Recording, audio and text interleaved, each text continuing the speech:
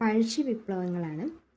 British രേഖകളിൽ പൈച്ചി രാജ, കെട്ടിയോട്ട് രാജ എന്നിങ്ങനെ പരാമർശിക്കപ്പെടുന്നത് പഴശ്ശി രാജാവിനെയാണ്. ഇന്നത്തെ കണ്ണൂർ ജില്ലയിലെ കൂത്തുപറമ്പിനടുത്തുള്ള കോട്ടയം രാജകുടുംബത്തിലെ അംഗമാണ് പഴശ്ശിരാജ. കോട്ടയം രാജകുടുംബത്തിലെ ഭരണാധികാരികൾ പുരളീശ്വരന്മാർ എന്നാണ് അറിയപ്പെടുന്നത്.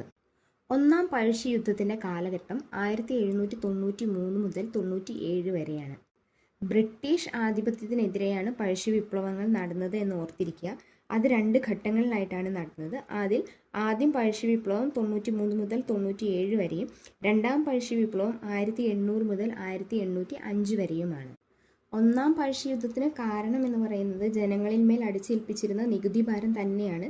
പിന്നെ രണ്ടാമത്തെ കാര്യം, ടിപ്പുവിനെതിരായിട്ട് ബ്രിട്ടീഷുകാരോടൊപ്പം ചേർന്ന് യുദ്ധം ചെയ്തതായിരുന്നു പഴശ്ശിരാജ. അത് കഴിഞ്ഞിട്ട് അദ്ദേഹത്തിൻ്റെ അമ്മാവൻ കുറുമ്പ്രനാട്ട് രാജാവിന് കോട്ടയം പ്രദേശം പാട്ടത്തിന് കൊടുത്തതാണ്. ഇദ്ദേഹത്തിനെ തഴഞ്ഞിട്ട് അമ്മാവന് കോട്ടയം പ്രദേശം പാട്ടത്തിന് കൊടുത്തു. അതാണ് ഒന്നാം പഴശ്ശി യുദ്ധത്തിൻ്റെ പ്രധാന കാരണം. ഗൊറില്ല യുദ്ധമുറയാണ് അദ്ദേഹം ഉപയോഗിച്ചത്. അതുപോലെ തന്നെ പുരളിമലയിലാണ് ഇത് നടക്കുന്നത്. ബ്രഹ്മഗിരി കുന്നിലെ പുരളിമലയിലാണ് നടക്കുന്നത്. ബോംബെ ഗവർണറായിരുന്ന ജോനാഥൻ ഡങ്കൻ്റെ അനുരഞ്ജനത്തെ തുടർന്നാണ് കുറുമ്പ്രനാട്ട് രാജാവിൻ്റെ കോട്ടയത്തെ പാട്ടക്കരാർ റദ്ദാക്കുകയും ഒന്നാം പഴശ്ശി വിപ്ലവം അവസാനിക്കുകയും ചെയ്യാൻ കാരണം ജോനാഥൻ ഡങ്കൻ. രണ്ടാം പഴശ്ശി വിപ്ലവത്തിൻ്റെ കാലഘട്ടം 1800 മുതൽ 1805 വരെയാണെന്ന് പറഞ്ഞു.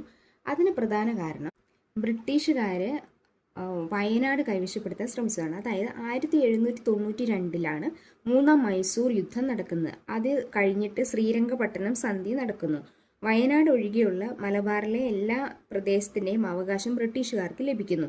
അതിനുശേഷം നാലാം മൈസൂർ യുദ്ധം 1799 നടക്കുന്നു. അതിൽ ടിപ്പു സുൽത്താൻ വധിക്കപ്പെടുന്നു. തുടർന്ന് വയനാട് കൂടി മൈസൂരിൽ നിന്ന് ബ്രിട്ടീഷുകാർക്ക് ലഭിച്ചു. എന്നാൽ വയനാടിന്മേൽ പഴശ്ശി രാജാവ് അവകാശം ഉന്നയിക്കുകയും രണ്ടാം പഴശ്ശി വിപ്ലവം ആരംഭിക്കുകയും ചെയ്തു. വയനാട് പഴശ്ശിരാജയ്ക്ക് വേണം എന്ന് പറഞ്ഞാണ് രണ്ടാം യുദ്ധം തുടങ്ങുന്നത്. വയനാട്ടിലെ യുദ്ധത്തിൽ പഴശ്ശിരാജാവിനെ സഹായിച്ചതാണ് എടച്ചേന കുങ്കൻ, കണ്ണവത്ത് ശങ്കരൻ നമ്പ്യാർ, കെ ശങ്കരൻ നമ്പ്യാർ, കൈതേരി അമ്പുനായർ.